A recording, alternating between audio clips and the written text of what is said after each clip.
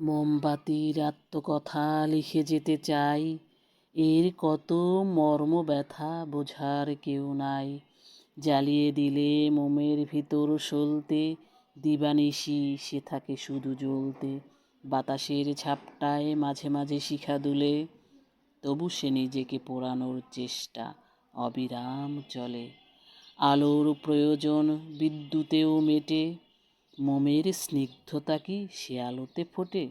জ্বলে জ্বলে গলে যায়, বলে না কোনো কথা, সবার মাঝে আলো ছড়ায়, নিজে লুকায় ব্যথা।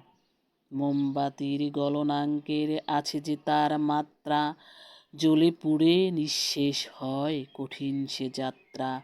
সমাজেতে কিছু মানুষ যারা মোমের মতো জ্বলছে, সবার জীবনে আলো ছড়িয়ে নিজেই নিজে পুড়ছে। সবার তরে জীবন বিলিয়ে দেয় সে জনম ধরে, বিনিময়ে অবহেলা পেয়ে অভিমান পোষে অন্তপুরে। ধন্যবাদ। পাঠ করেছি স্বরচিত কবিতা মোমবাতির আত্মকথন। ভালো লাগলে লাইক, কমেন্ট, শেয়ার করে পাশে থাকবেন। আল্লাহ হাফেজ।